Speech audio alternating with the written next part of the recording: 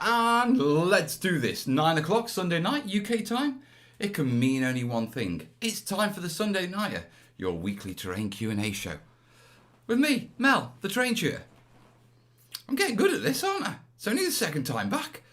Hello, folksicles. How are you doing? First off, am I coming through? Can you hear me? Can you see me? Yes, the chat hasn't gone. I was working with a template, didn't quite get it finished. It was a bit of a blah before the show, so I thought, let's not stress. Let's just roll with it. Because, you know, that's what we're about. Now, yes, I am looking a little bit grump. A little bit rough. Where's the paddling pool? You are not getting me in a Malkini. Hello, Dan. Good to see you. Now, the Google Doc is open. Remember, this is a terrain Q&A show, so if you have any questions, the links are down below to the doc. Go throw your questions on there, and we'll pick them up as we go. And right now, Google form. We've already got questions coming in nicely. Diggers, thank you, buddy. It's starting off like that, is it? Are we doing that? Right, the master has returned. Calm down, calm down. It's only me. I have had a wonderful week, folks. I've been filming like crazy, to be perfectly honest. Yeah, I've been doing basing videos. Yeah, and I've got a load of footage and I am crash coursing, putting it all together. Thank you, Diggs. See, puts a smile on my face. And I can't check PayPal's because my links are... My phone's in the other room, so I'll grab that in a little while. Yeah, everyone is saying the video and the sound is perfect. That'll do us. That'll do us. Right, so yeah, this week I have been filming 3 basing videos. Yeah, so I've been doing all the hot stuff. Yeah, cracked earth, parched earth. Yeah, we'll be rolling into the cold stuff I'm making this week. Yeah, and I'm editing up. So all of you guys on YouTube, yeah, you're getting videos. All of you guys on Patreon, you'll be getting a collection of videos which will be taking me through the next couple of weeks. And the idea is I'm going to keep building it up and aim to do 3 or 4 videos a week over the next month to really sort of put me ahead content-wise.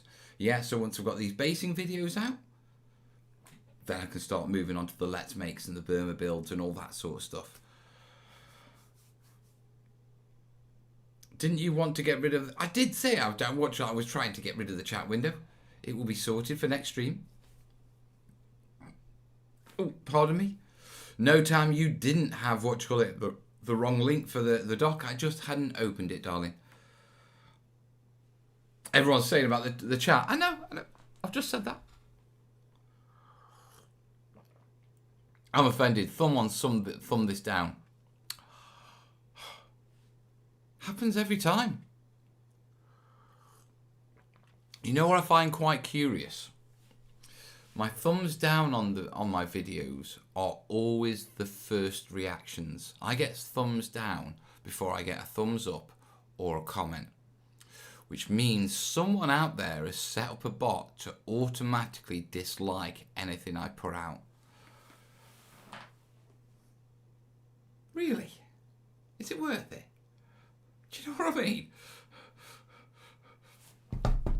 You shall have a dislike forever, regardless of whether I actually look at your content. All right then, mate.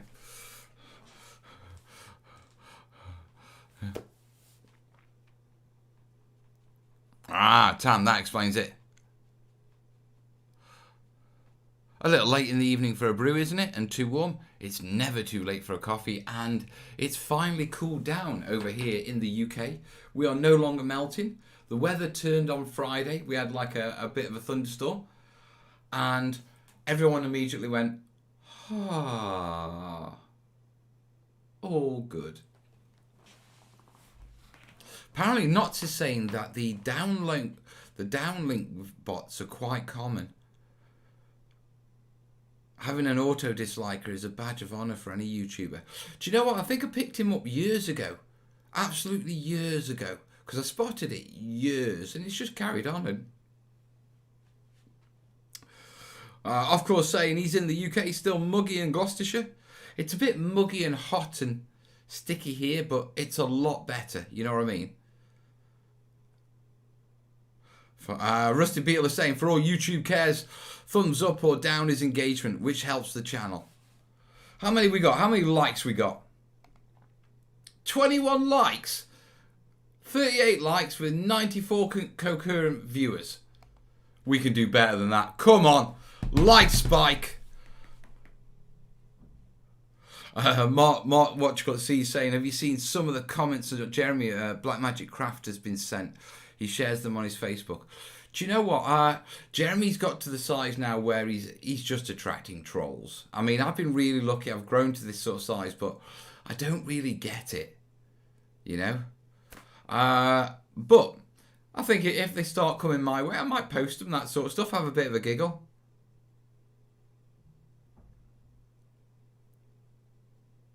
Tell them to get off. Get the thumbs raining in. Let's see how we're doing. I haven't got two screens at the minute. Corbin's nicked my other one. Oh, we're at 53 likes. Come on. 50, 54, 55. That's it. Keep it rolling.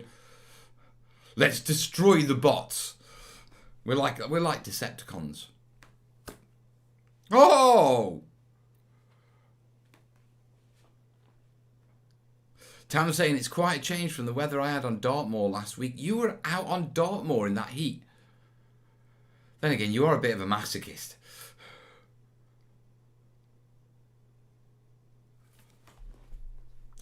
Let me check the questions. Oh, the likes are coming in. I've got 7 questions, so we're probably going to jump into those pretty damn quick. We're up to 59. Come on, I want some more likes before we do these questions. If you submit a question, make damn sure you like the stream. And if you like the stream, there's links down below. Agile Butt Monk, thank you, buddy.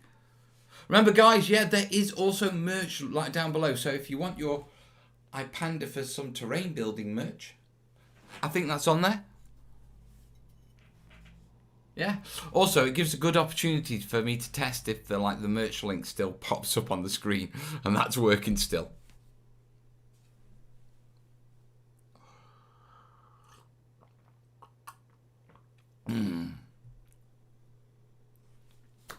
Right. People say no shade after 10 AM. I just don't venture out in it. It melts me. It destroys me. Cooks a go. Good to see you back, Mel. Good to be back. Yeah, everyone's talking about Jeremy. Jeremy, Black Magic Craft. Awesome channel. Awesome guy. Yeah, good mate. Go check him out.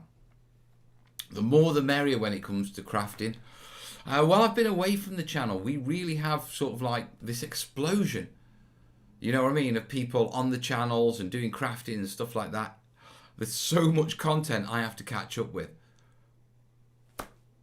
So go on. Right, guys, who are your favourite crafters? Obviously, we've got Jeremy. Yeah, I'm guessing Luke APS is still producing content because he's always doing stuff and showing good stuff. Rusted, I'd love to come to America, but unfortunately, America has closed its borders to the UK at the moment because of our Delta variant. And it's reporting in the news that a new variant has been identified in the UK this weekend. Yep, Jeremy and Luke. Witchlock, I need to catch up on Witchlock.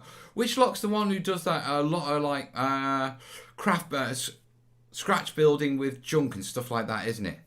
Midwinter Mirries, Magrathea Builder of Worlds. I've seen Magrathea on Facebook. He does some lovely stuff. TWS, yeah, Eric's Hobby Workshop. That's new. Obviously, no real terrain hobbies. Tabletop Witchcraft. Not heard of her. Goobertown Hobbies. Luke and Kathy. Alright, I know which... Right, yeah, okay. We've got Boulder Creek Railroad, haven't we? Luke Towin. Mustn't forget him. He's a railroader, but does lovely stuff. So it's the two Lukes. Luke APS and Luke Boulder Creek Railroad. Zorp? Yeah, someone's mentioning Luke Towin now. Tabletop Engineer. I've seen that one, Johnny.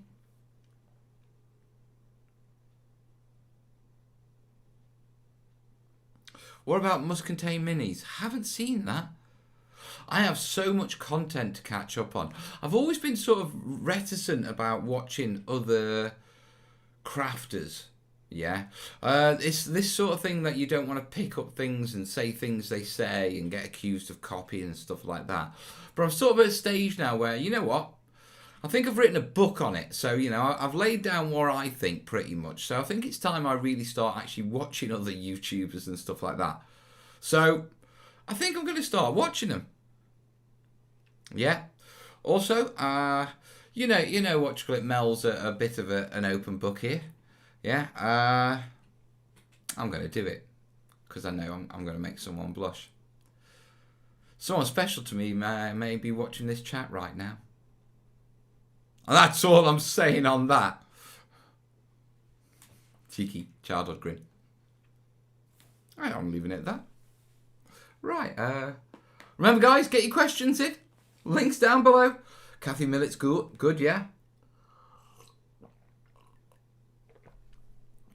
I see an ooh.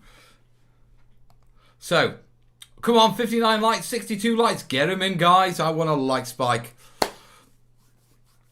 Bard's Craft has stopped his channel. Don't think he'll be returning, but his old stuff is out there. Was Bard's Craft the guy who did really good knife work stuff? Joanne. So, yes, we can stop the Melkini comments at this point. Yeah, those can stop. Not appropriate anymore, people. Right. Another good channel is Tabletop Workshop. Yes, he's German. Question. Breakfast. Sausage or bacon? Bacon.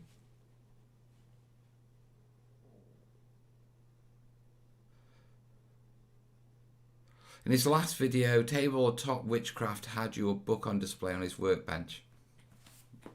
Do you know, it still makes me, still bowls me over, guys. It really does. Yeah, when I'm going along and, you know, people will post photos on the groups and stuff where they've seen my book in a bookshop.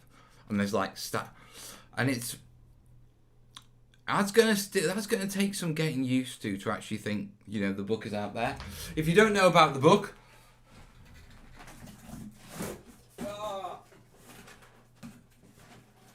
I've got one here. Got a box of them here.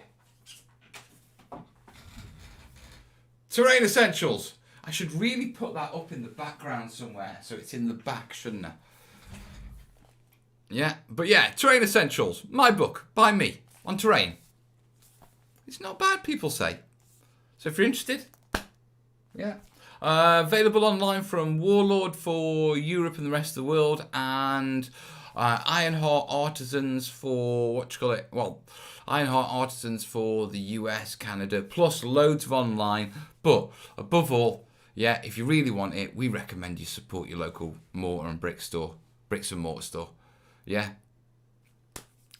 But there you go. Anyway, that's the book. Shameless promotion. 3D print another book. Craftsman Standing Crafting. Thank you, Earth Brickman. Thanks for the shout out. Terrain Make Easy is a good channel. I'll check it out, dude. Yes, always have it visible in the background. I need to do that. Get a book stand, put it on the table next to you. I'll have to 3D print one. Terrain Essentials, my book, by me. That's so weird. Yeah, and it's not a little book. You know what I mean? It's not like a thin little, you know. It's a hefty 196 hardback book. So when you get a few of them, it's quite substantial on the shelf. And it really sort of takes you back. It really does.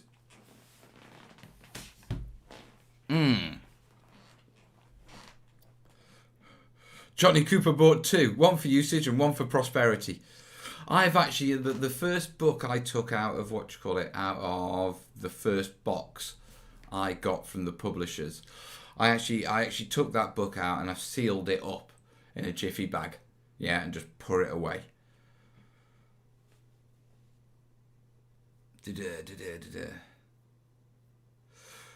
your book should sponsor your streams. I don't know how it works with like third-party advertising and stuff with your own book. Will you and the book be getting a hotel room? Oh, we already do. I'm planning on taking it to the hotel before Salute with me. Right, just to be clear, I do not snuggle up at night with my book. Yeah? I've fallen asleep a few times with it. Yeah? I mean, every time I read it, I learn something new. Mel, can I buy it from Waterstones? No. There is a copy in Stoke Waterstones, though. They don't know it. Yeah, but there is. I'm not saying I've walked into Waterstones and put my own book on them. But, you know. Is your books in Brands and Noble? No, Gary. You should email them and ask them why such a popular book that's already in reprint isn't. And then do that with Waterstones. Because that would be really good.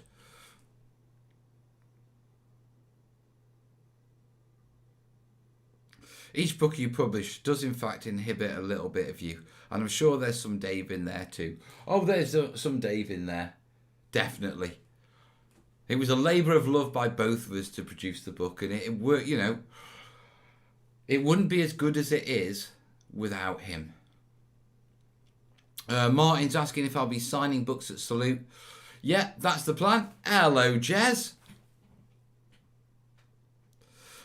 New Fenris is saying, Mel, is there a way to get the mini Mel? If you were on the Kickstarter and you didn't get one, you could sort of reach out to Dave. Yeah, I think Warlord had a few. I'm supposed to be getting a box from Warlord with the remaining sort of Kickstarter add-ons. So, you know, the posters, the paint charts, and the mini Mels. Yeah, so I should be getting a big box of mini Mels.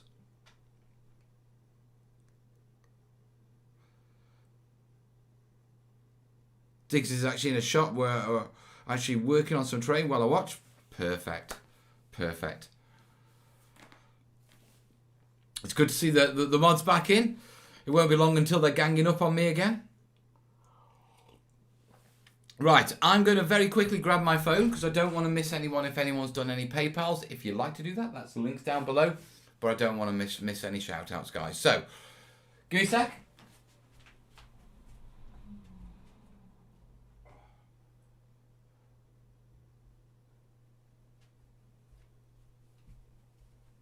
Right. Hey ho, hey ho.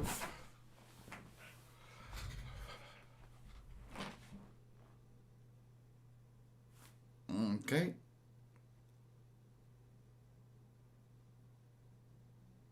Would appear nothing.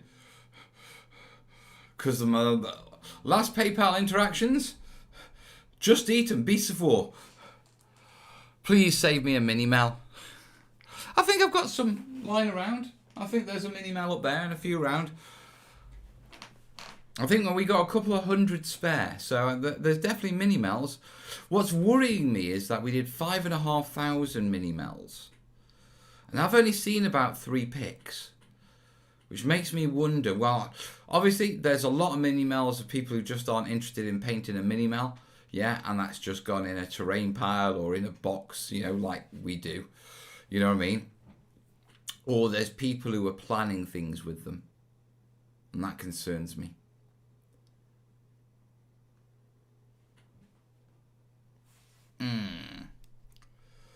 I own Mel's book. It's awesome. Thank you, buddy. Right.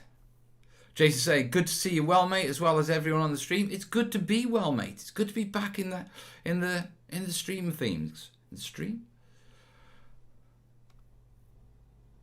Of course, saying, what shall I will PayPal one day. Artists in the UK through this pandemic. It's been interesting. This pandemic has absolutely devastated the arts.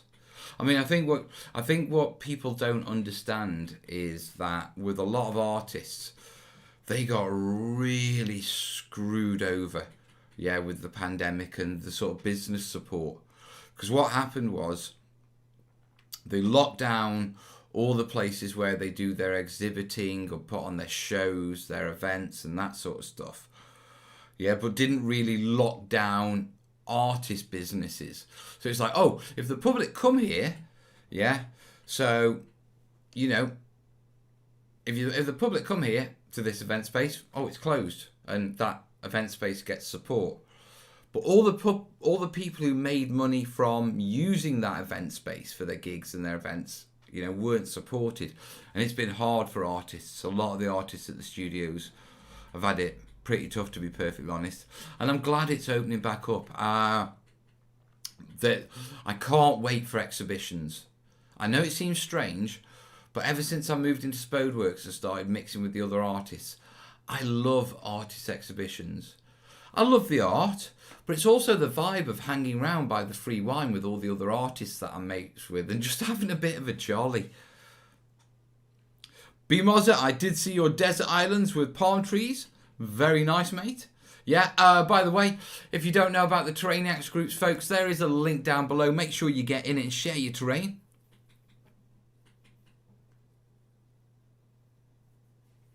Oh. My Mini Mel will be appearing in Star Wars Legion, Judge Dredd and Terminator. That sounds good. Shambles, thanks you, buddy. I also now know with that indicator, that's just appeared on the screen there, yeah, that the Streamlabs PayPal link is working, which means there's just the merch one. I might test that myself and buy myself my own mug. Right. I need a Google Doc. Right, 70 likes, 114 viewers. Come on, guys. Let's do a spike. Throw another 10 on. Right, I have 9 responses. So let's start doing some terrain questions. Tim's asking, Mel, have you read any of the terrain books like the one XPS phone from Gerard Boom and Michael Martin? Michael is doing a new book currently on Kickstarter as well. Right, terrain books. I've actually backed a few. I got Gerard's XPS, phone buildings book. Yeah, that's good. That's in there. The only thing that got me and annoyed me about that book is he's German. Yeah, and right, if you don't understand this, Germans lay the spine of their books differently. So in the US and in the UK, we lay it this way, which means when you put your books on the shelves, all the words are the right way. Yeah, Germans flip it upside down. So the only way I can get his spine in line with my other books is if I turn his book upside down. Now that's just because he's German, and that's how they do it in Germany. Yeah, but that was a curiosity and a surprise for me. Yeah, it is a good book, to be perfectly honest. I've backed Michael's book on making terrain tables. I've also backed another terrain maker's book, and I don't even know who they are. I just saw it on Kickstarter, and I thought, oh, that looks good. You know, let's throw some money that way and do the right thing. For me, I quite like the idea of backing terrain books. I've also backed, the 3 Art of books that have come out from Dave. And when Dave did his Kickstarter, and I think you can still sort of jump on that. Yeah, you might have to hit Dave Taylor Miniatures Facebook page up, but I think the Pledge Manager backer store hasn't been opened yet. But of one of them, I cannot pronounce her name, but she does amazing dioramas. So I'm sort of really, terrain books were sort of rare, to be perfectly honest, and I think my book sort of kicked up a swell of people like, yeah, let's do some terrain books, and other people giving it a go. And so I'm like, yeah, let's keep this rolling. Let's build a terrain book library. You know, I don't see it as competition to me. Yeah, I've wrote my terrain essentials. I put in it everything I really wanted to put in. And yeah, will I do other books in the future? Yeah, probably. Yeah, but I'm just documenting what I do. You know what I mean? And so I think the more books that we have in the community, yeah, the better it's going to be all round. Especially if they're next to my book.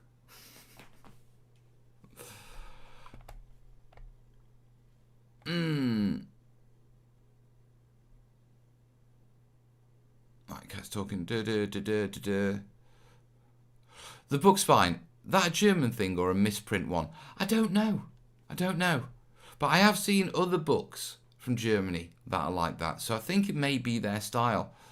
How can you get Gerard's book in the US? Oh, sorry, mate, I do not know. I just backed it on Kickstarter.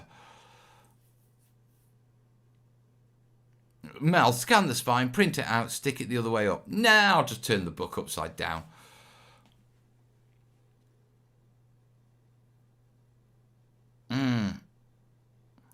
Mel's next book idea. Mel's Terrain Necessities. No, it's Terrain Essentials, Extreme Environments. I'll cover all the other interesting stuff with that one and then just round up the Terrain Essentials books. I can't see it being a bigger series than that. After that, we're probably going to be getting into The Art of Mel. But I'll be a lot older and a lot greyer by then.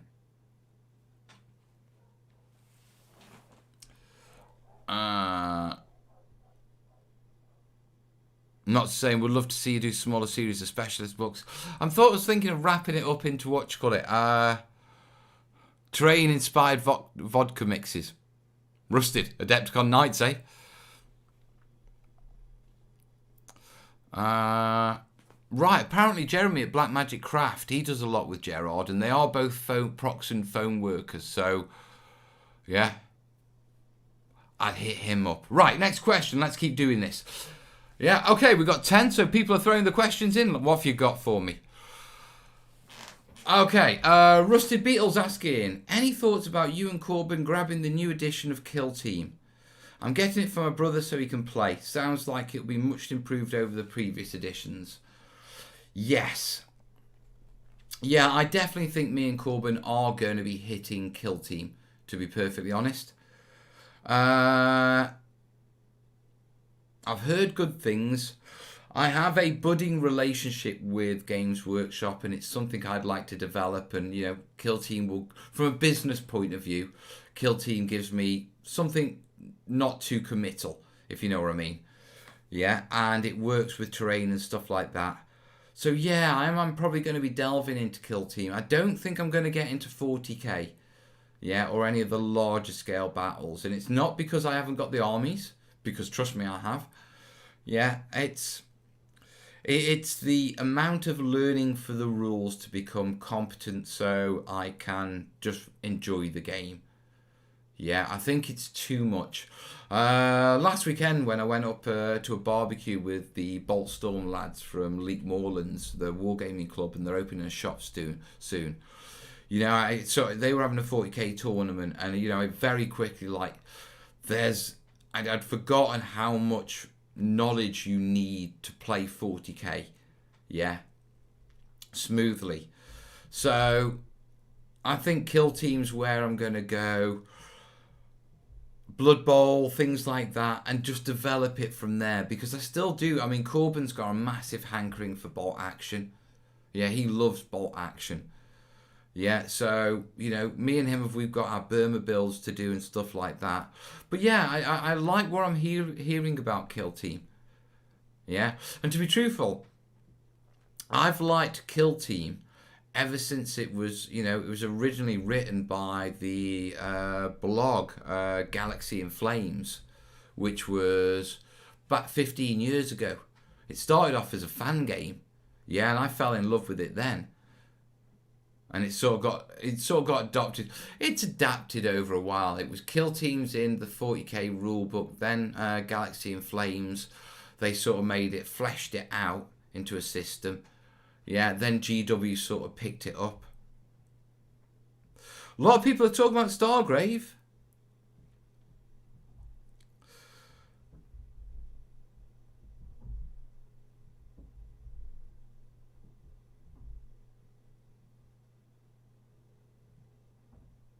A lot of people are talking about Stargrave, and Mark plays Stargrave and stuff like that. Yeah, I'm going to be dabbling into sort of games like that and that sort of stuff. There's also Gaslands. I've been playing around with that. Right. Right.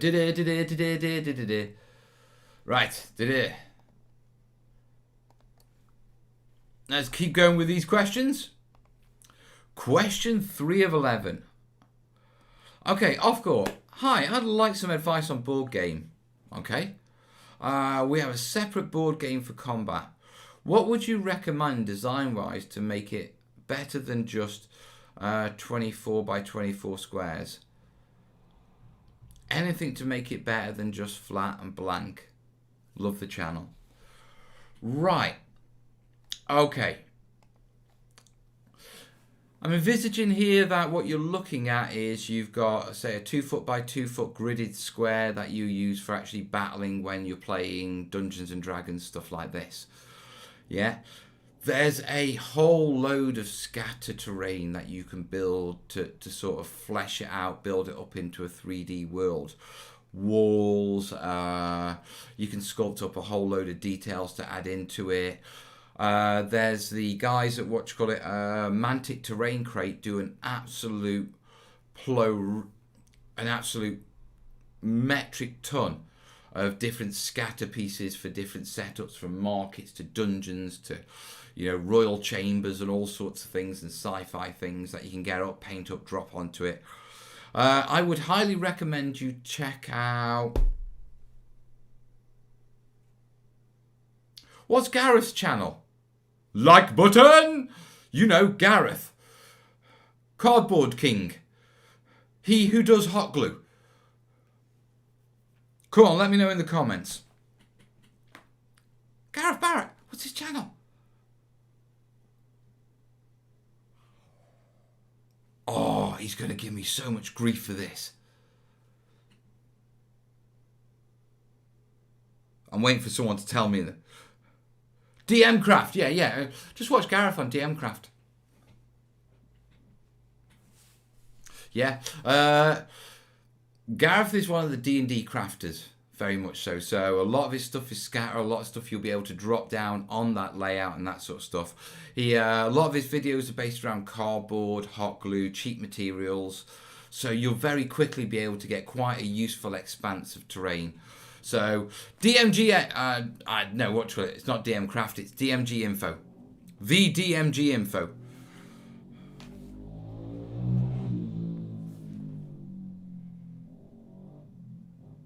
Yeah, so DMG Info and DM Craft is Scotty, isn't it? But yeah, both of those, they do really good videos and that sort of stuff. So if you're looking for scatter terrain for D&D sort of stuff, highly recommend you check those guys out. Does Mel have Discord? Yes, I do. I'm getting used to it. Right. Question 4 of 11. Agile Monk.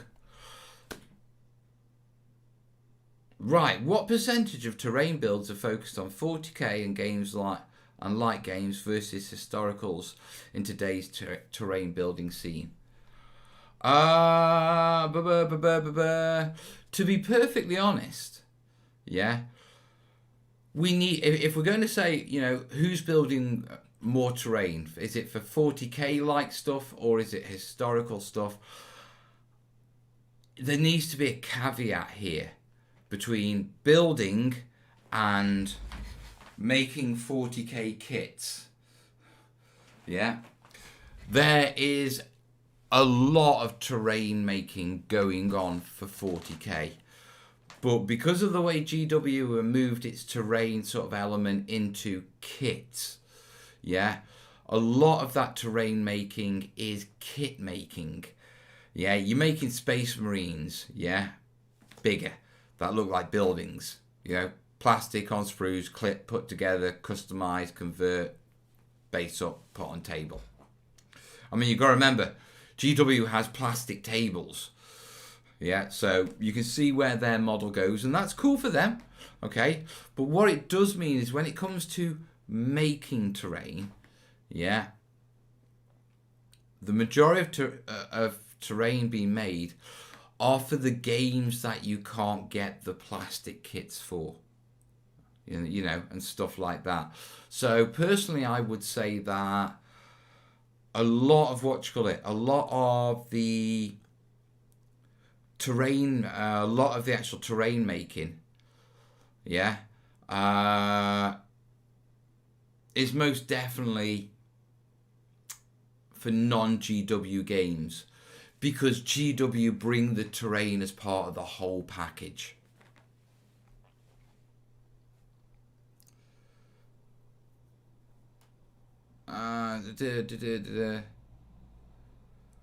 Just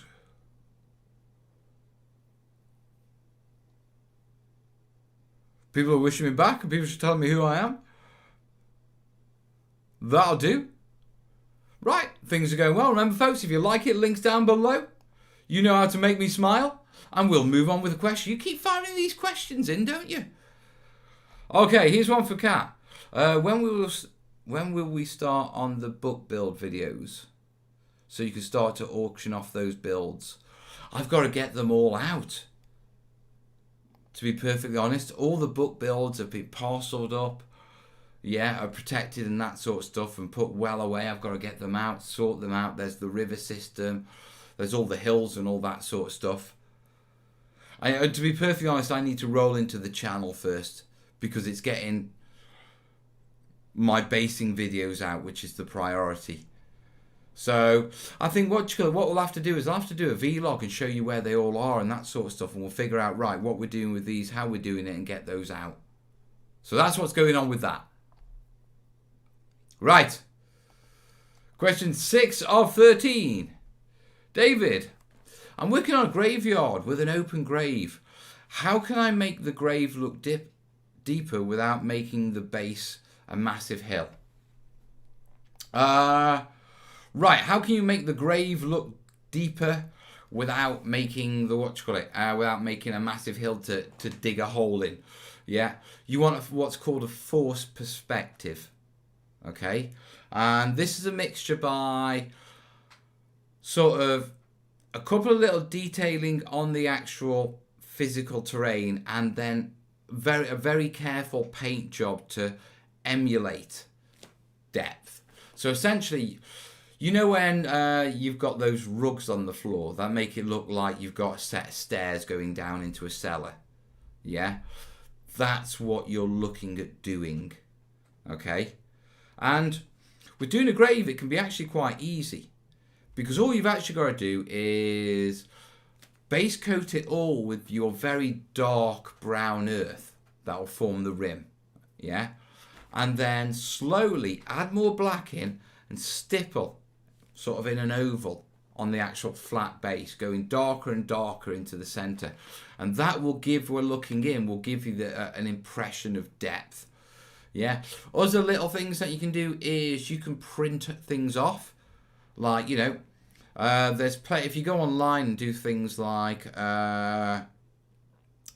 Hero Quest rooms, you can get like graphics of like the gridded Hero Quest rooms with graves and that forced perspective, and then you can take them, you know, scale them, print them out on, you know, cut them out, stick them down, that sort of stuff to get it if you're not really good at painting and that sort of stuff.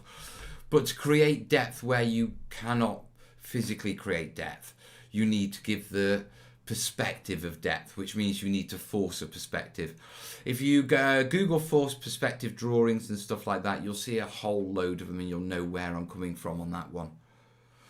Hey, James?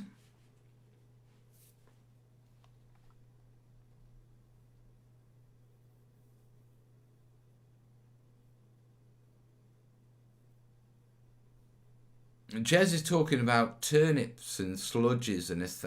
I have no idea what he's going on about. You confusing me, Jez? Right, guys. Next one. We're doing well. Okay, 7 of 13. Diggs Miniatures. Have you ever used ceiling tile for terrain? Had a couple of ideas for one. Not really sure how to pull it off. I haven't used them. I've seen them used. Now, if you talk about ceiling tiles, over in the UK, we have like polystyrene pre-shaped ceiling tiles. Typically, they're a foot square and they're a square tile with a bit of a texture on, and you glue them to your ceiling, yeah, to give it a textured effect. Very 90. I'm surprised they even still sell them, to be truthful. Now, what's nice about them is they're a single, or they're a pack of one 1 foot square tiles, and typically the texture on them is a bobbly texture, so you can get away with it being sort of looking a bit rough earth. The issue with them is they're incredibly weak, yeah, and they really suffer because they're expanded polystyrene. Yeah, they're not even high density with warping issues. So they can break easily, the edges can chip easily, and when you start putting things on them, you can start having real warping issues. The way to counter this is to make sure that before you do anything, you give them sort of a watered down coat of filler, yeah, to sort of hard coat them. That'll toughen up the edges, and that'll also stop them warping as you put other things on top. But above all, if you're planning on doing a ceiling tile project, because you don't just do one, you tend to get a couple of packs and make a modular board out of it. If you tend to do a ceiling tile project, I highly recommend that what you do is you take a single tile and you build up a single scene on it. You want to go through and use the materials, use the techniques that you want to do on the whole setup first on a test piece. Because if you're going to have warping issues, you don't want to come down in the morning after working on, say, 16 tiles in the evening to find out all the corners of them have warped, you know, and you've got major problems. So test your techniques, test your materials on a test piece first.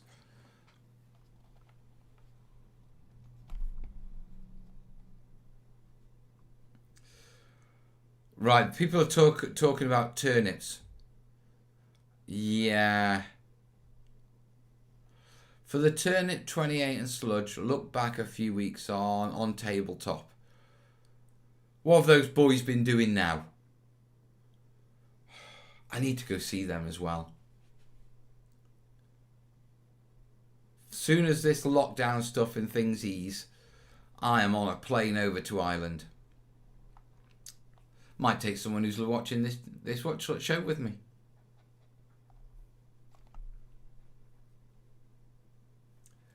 Right, anyway, questions. Right, where are we? Oh, questions are still coming in. Right, we are at 120 viewers, but I've only got 94 likes. Come on. Smash it. Like spike. Right, let's keep going. Right, question 8. Dr. Vesuvius. Hello, buddy. Long time. Doing trees at the moment from D&D. Expect them to have to throw them in a box for travel. What's your recommendations for making them still look nice, but is the most rugged? Right. Recommendations for if you're looking at club trees, which is what we're talking about. Okay, trees, lots of trees that get put down, that then get thrown onto thrown onto a table, oh, pardon me, guys. Thrown back into a box. The best ones are the sturdiest. So you're looking for trees with solid armatures, typically plastic armatures, woodland scenic sort of armatures, heavy glued, heavy set. You don't want light and delicate things. You don't want fancy things. Yeah. The reason you don't want fancy things is they tend to get tangled in each other, and it's the taking them apart which sort of pulls foliage off. So heavy set trees, they're sort of like dumps of foam. Yeah, and they go in. Yeah, with good armatures, and they need good armatures because if you go for like wood armatures and stuff like that, you can get situations where one gets placed like straight head on at the bottom of a box, loads of stuff gets piled on. Yeah, someone pushes a few extra trees in before they shut the lid. Yeah, and it snaps the armature. So you want to be looking at tough armatures and a heavy set foliage. Yeah, and after that, you're good to go, mate. You shouldn't have any problems. Best thing, yeah, is to actually build boxes that stack trees. So build your trees all at the same height. Have boxes that are designed for those trees. Yeah, so that when people put them away, it's not just, I'll throw the trees in here. They go, you know, and put them in lines. Yeah, even having bases and then drawing circles on the bottom of the box. Okay, that's a really good way of just, right, these go here.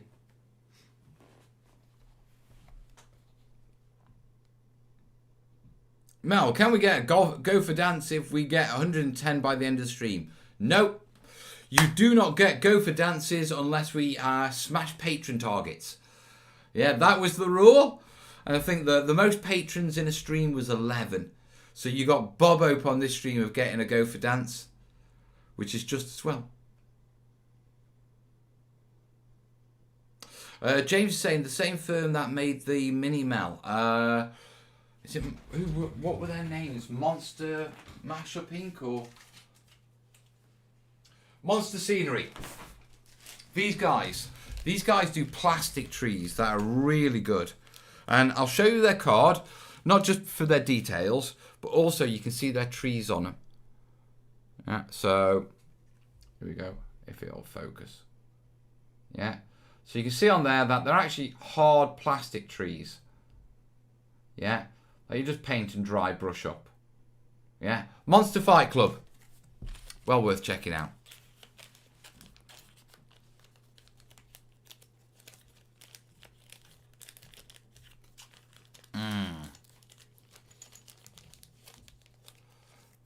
Right. Links and questions.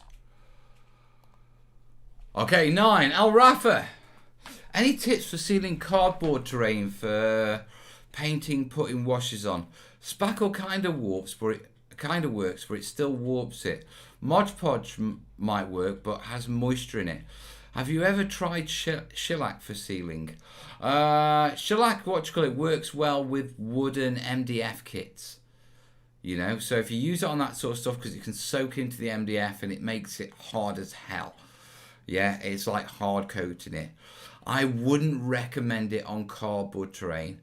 I would recommend I'd probably go with something like Jeremy does, which is a mixture of like Mod Podge and black paint. Yeah, which, okay, there's a bit of moisture in it, but it's mainly pigment heavy and it's going to give you a tough, sort of hard coat. Yes, you're going to get warping problems, but you need to brace your cardboard to deal with that. Because whatever glue or sealing or something like that with cardboard, you're going to get warping issues. So you've got to brace it. I hope that's helped. Right, someone snuck in with a cheeky question and got my attention. Here you go. Question on epoxy. How do you avoid bubbles during mixing? I find it becomes a total mess no matter how gently I mix. Any tips? There's no way you can avoid bubbles when you mix epoxy resin. Yeah. The reason being is that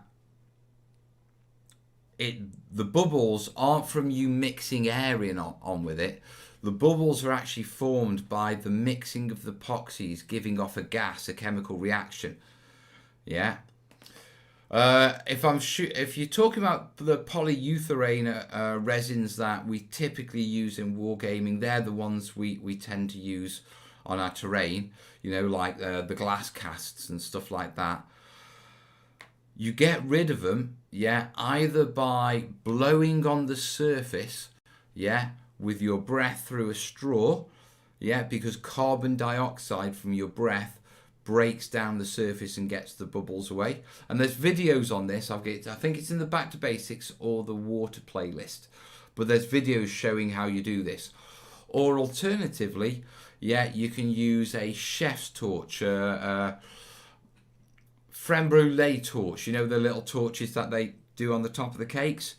You can quickly go over the surface of your resin with that, warm it up, and that will also, get rid of the bubbles. But there's no way you can mix epoxy resin and not get bubbles, mate. Yeah, because it's a by-process of the mixing of the chemicals, not your mixing technique. Yeah, obviously, if you're sitting there like a chef and whisking it up, you know what I mean, into a frothy mixture, that's on you, dude. Yeah, but if you're stirring really carefully and those little bubbles are forming and that sort of stuff and it goes cloudy, that's the chemical process. Yeah, either blow on it through a straw or a creme brulee torch once it's actually poured down. That'll sort it, dude.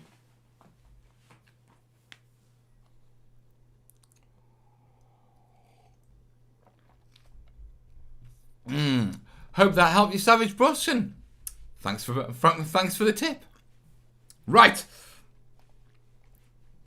105 likes. I like that. Creme brulee. That's it. Okay, next question. We are on 10 or 15. And I'm closing the doc right now because you had plenty of chance to get your questions in. And I've got plenty to keep us going for a little while. Blame Canada. Okay, all right. Here we go. This is going to be a question. For those of you who haven't bought your book yet, what is the way to do it to make sure the biggest part of the money ends up in your pocket rather than a third party? It doesn't matter. Yeah. With regards to buying the book, yeah, the only money I make from the book is book royalties. Yeah. That money comes to me and Dave, yeah, from sales to distributors, yeah, such as Warlord in the UK, Alliance and Bridge Distribution in the US, and then they sell it on, yeah. So the simple fact, it doesn't matter where or how you buy my book, I still get the same royalties. I don't get any more. There's no better way of buying it. There's no way I get a cut more than anything else. Yeah, and you're cutting someone else. All I ask is if you're going to buy the book and if you're looking for somewhere specialist to buy it from a bricks and mortar store with an online store. Support bricks and mortar. Makes no difference to me. You can buy it off Amazon or you can buy it from your hobby shop. Amazon is still going to be there in the future. It's our hobby shops we need to make sure are still there in the future. So that's where I'd like you to buy it from. For me, I just don't make any further money. The bricks and mortar stores do. Right. Next question. 11.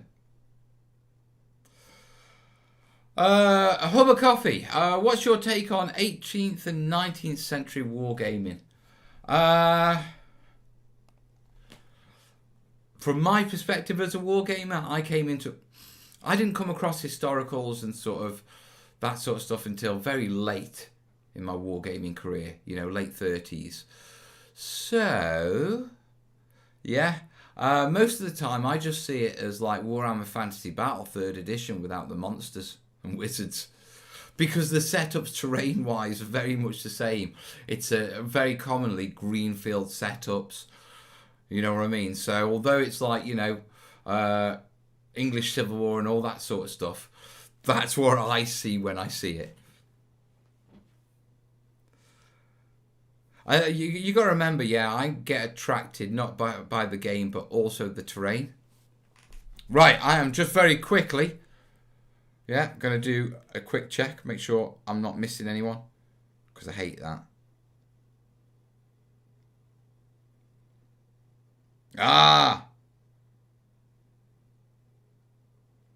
DHW, you know who you are. Glad to see you back. Thank you, buddy.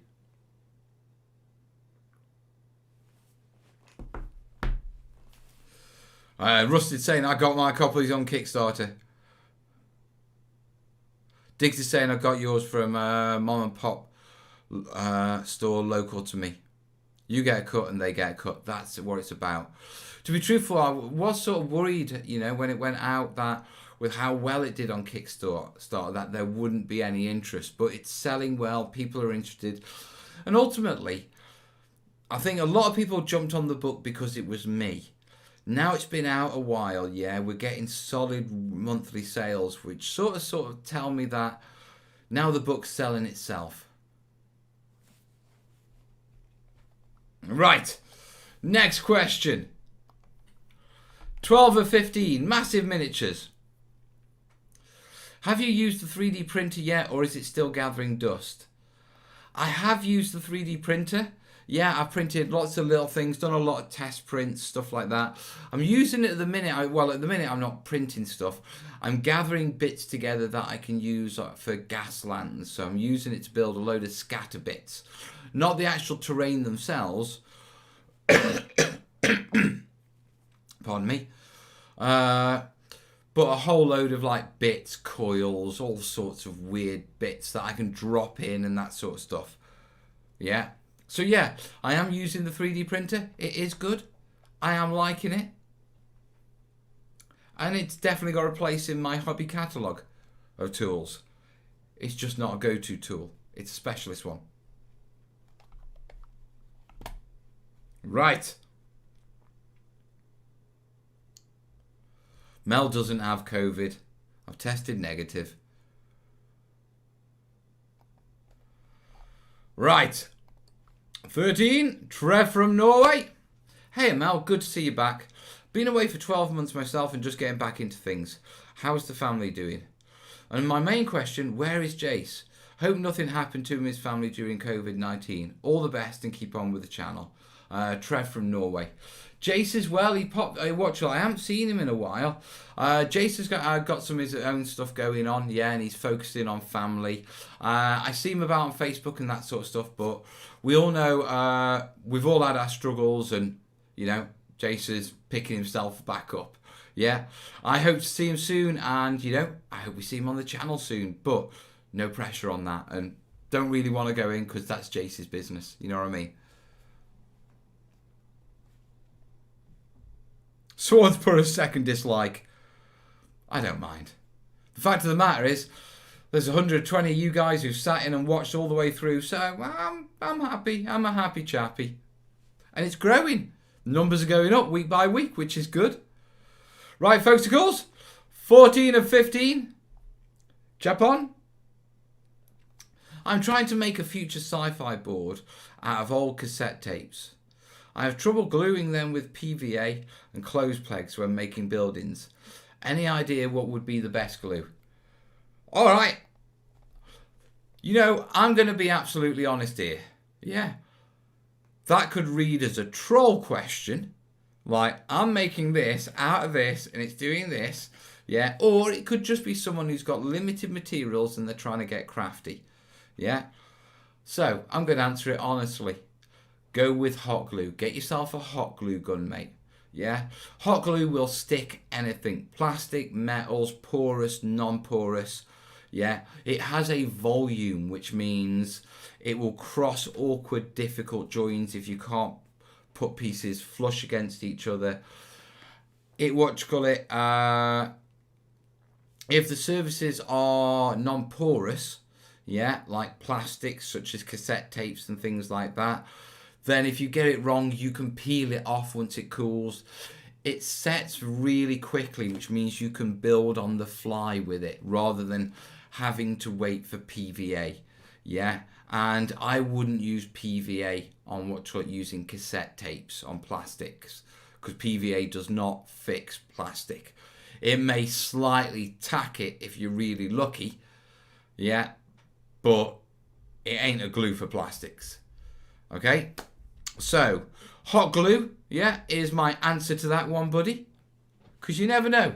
You might actually be sitting there at home with a load of cassette tapes going, no, seriously, I'm trying to build a cityscape out of cassette tapes because I've got a whole box of them and I want to do something with them. Troll Player Fun, what 3D printer did you get? I got an Anycubic. No question, just the truth. You have brought joy to our evening, Mel. I like our Sunday nights together. It's a good wrap-up of the week. And a good way to sort of set yourself in the mood, ready for the next day. You know what I mean?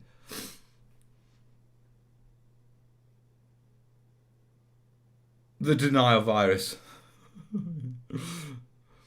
Martin. Right. Last question. Hubba Coffee. He's already had a few.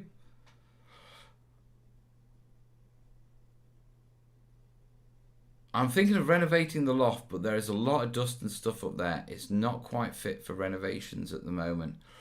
How can I make it more fit for renovations, building a workshop in? Do you know what? I'm not going to answer that one. Yeah.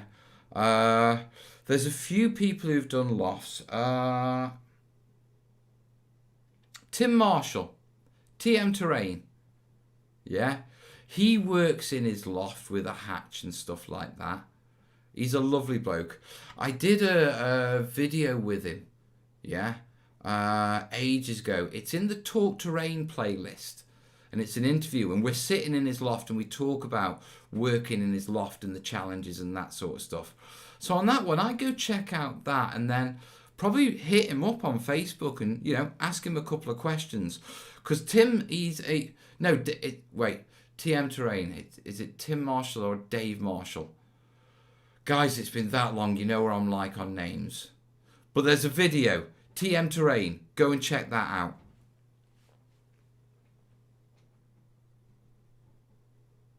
Oh, John didn't get his question in time. Never mind, John, I am back next Sunday. Yeah, and folks, well, what do you think? Been a good show? If it has, like it. If you've really liked it, there's links down below to put a smile on my face as we wrap this up. But it's been a cracking show. I am really getting into the swing of these things, and I'm really enjoying it. Yeah, so if you've liked it, I need 10 taps. 4 for the hell, 1 for the space, 4 for the yeah, 1 to put a smile on my face. Come on, folks, fill that chat. I see the hell yes. Good times. You're an awesome human being. Thank you, buddy. Hell yeah, hell yeah, hell yeah. Right, folks, basing videos out in the week. You're going to love them, and I will see you next Sunday. All the best, yeah? Ta-ra.